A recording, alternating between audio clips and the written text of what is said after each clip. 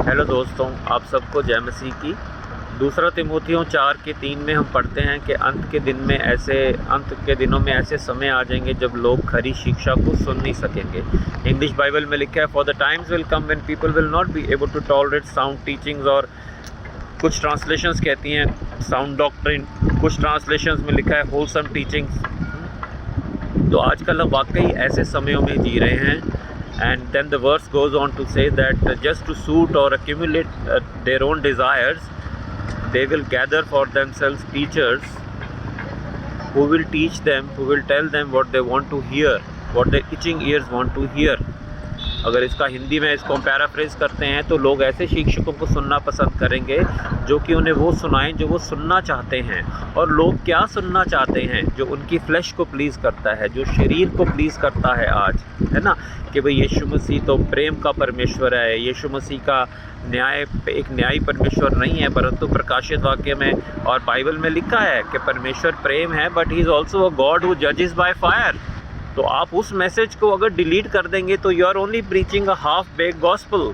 प्रभु जल्द आने वाले हैं, उनका न्याय नॉन जेंटाइल्स पे तो होगा ही होगा, उनका न्याय उन क्रिश्चियंस पे भी होगा जो कि शरीर के अनुसार चलते हैं, जो कि आत्मा के अनुसार अपना जीवन नहीं बिताते। रोमियो 8 में हम पढ़ते हैं, गलेशियंस 5 में हम पढ़ते हैं, रेवलेशन 21 का 8, 22 के 15 में आप पढ़ लीजिए कि वो कौन कौन सी कैटेगरी के लोग होंगे जो शरीर के अनुसार जीते हैं और वो स्वर्ग में प्रवेश नहीं कर सकेंगे। Who will be thrown into the lake of fire.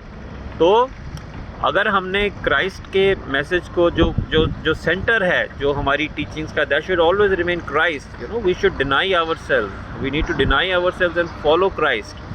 प्रभु ये नहीं कहते आप इस संसार में एंजॉय मत करो, बट जब आपका एक्सेस फोकस केवल एंजॉयमेंट पर चला जाता है कि प्रभु जी आपको हेल्थ, वेल्थ, पीस, प्रॉस्पेरिटी सब कुछ देना चाहते हैं, आप पे कभी ट्रायल्स नहीं आएंगे, ऐसा नहीं है।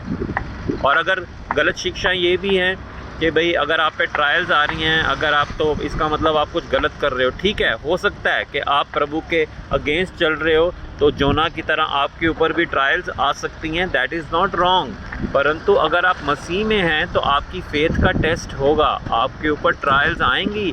अर्ली चर्च में जब हम बाइबल पढ़ते हैं, उसकी हिस्ट्री पढ़ते हैं, तो अर्ली चर्च कितना परसिक्यूशन होता था, है ना। जो रेवलेशन 2 और 3 में पढ़ लीजिए, उन चर्चेस, जो 7 चर्चेस दिए हुए हैं, उनमें कितना परसिक्यूशन उन पे होता था। उनको पेगन कस्टम्स फॉलो करने पड़ते थे। They had to take care not to partake in pagan customs.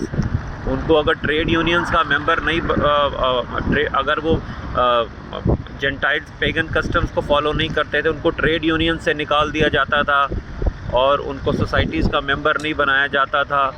तो ये सारी ताड़नाएँ चर्च पे पड़ती थी।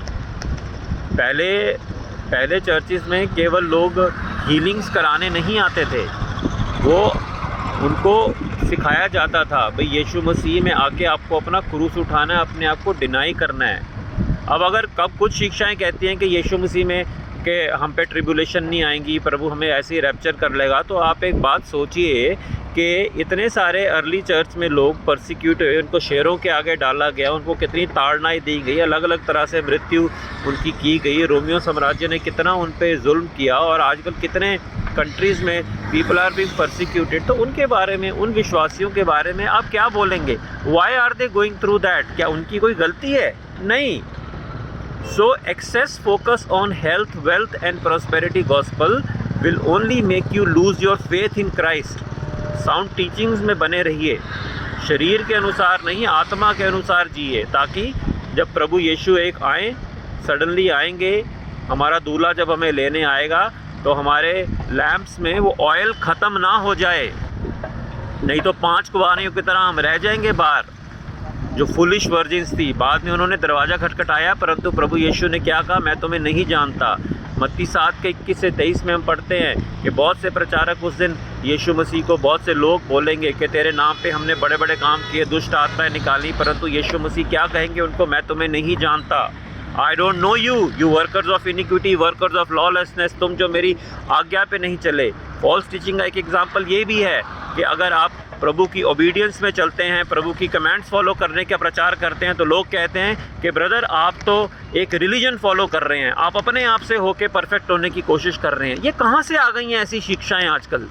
That totally false teachings. God का वर्ड कहता है अगर आप मेरे चेले हो तो आप मेरी बात मानोगे, आप मेरी कमेंट्स फॉलो करोगे। जॉन 14 जॉन 15 में 2 एग्जांपल्स दे रहा हूँ, आप पढ़ लीजिए। If you are my disciple you will obey my teachings. तो प्रभु की टीचिंग्स मानना, प्रभु की कमेंट्स को फॉलो करना, अपने आप को डिनाई करना, अपने आप का क्रूस उठाना, ये कई इसका ये मतलब नहीं है कि हम एक रिलीजियस माइंडेड हो गए हैं। नहीं, हम परमेश्वर से प्रार्थना कर सकते हैं कि प्रभु जी हम जिस एरिया में कमज़ोर हैं, मैं किसी को माफ़ नहीं कर पा रहा, मेरे अंदर कड़वाहट है। इब्रानियों में हम पढ़ते हैं कड़वाहट की जड़ नहीं पड़नी चाहिए, because that leads to pride and everything, you know, that leads to eventually leads to your downfall. हम प्रभु को प्रार्थना कर सकते हैं कि प्रभु जी मैं इसको माफ़ करने में, मैं अपने दिल से कड़वाहट निकालने में मैं असमर्थ हूँ, आप मुझे अपना ग्रेस दीजिए, आप मुझे अपना अनुग्रह दीजिए कि मैं अपने में होके नहीं कर सकता, परंतु आपके अनुग्रह से मैं इसको माफ़ रिलीज़ कर सकूं, ताकि मैं आपकी कमांड्स को फॉलो करने वाला बन सकूं। क्यों? क्योंकि जो प्रभु की 2 सबसे बड़ी कमांड्स हैं, they love your God and love your neighbor as yourself. And Jesus also says later on in John, I think it's John 13, that a new commandment I give you, that love each other as I have loved you. तो हमें एक दूसरे से प्रेम में बना रहना है। और फिर से मैं स्ट्रेस करूँगा, झूठी शिक्षाओं से बचे रहना है। आप किसी को भी फॉलो कीजिए, but make sure, see wrong teachings will land you in hell. और कुछ टीचिंग्स कहती हैं कि आप एक बार यीशु मसीह में आ गए, आपकी सैल्वेशन सिक्योर्ड है, आप जैसे मर्जी जी लीजिए। हाँ, see God is not going to जज me for each and every little sin. वो धार्मिकता हो जाती है, वो रिलीजन हो जाएगा अगर मैं एक एक चीज़ के पीछे पड़ जाऊँ। नो, तो गॉस्पल के मैसेज को, बड़ा सिंपल मैसेज, आप उसको ट्विस्ट ना कीजिए। 1 John 1:9 में हम पढ़ते हैं, if you confess our sins he is just and kind to forgive us and cleanse us from all unrighteousness. पर अगर हम उससे पहले कहते हैं हमने पाप नहीं किया, तो हम झूठे हैं। आप वर्सेस को कॉन्टेक्स्ट में पढ़िए। और गॉस्पल मैसेज को हमें ट्विस्ट नहीं करना है, हमें एक दूसरे से प्रेम करना है। Loving one another is the royal law as we read in the book of James. अंत के दिन आने वाले हैं, सबकी फेथ टेस्ट होगी, और आप जितनी मर्जी हम प्रार्थना करते रहें, ये दुनिया में पीस और शांति, प्रार्थना, अमन करनी चाहिए, लीडर्स के लिए प्रेयर करनी चाहिए, परंतु बाइबल ये भी बताती है कि प्रोफेसीज ये कहती हैं कि अंत के समय में भयानक समय आने वाले हैं, तो उनके लिए हमें प्रिपेयर्ड रहना है। Our faith is going to be tested, you know. So बहुत सारा mark of the beast, 1 world government, 1 world currency, 1 world religion, सब हम पे थोपा जाएगा। कुछ शिक्षाएं कहती हैं कि इससे पहले ही रैप्चर हो जाएगा। ठीक है जी, हो जाए तो बहुत अच्छी बात है, परंतु अगर ना हुआ तो देन अगर हम वचन में दृढ़ बने रहेंगे तो हम गलत शिक्षाओं से बचे रहेंगे।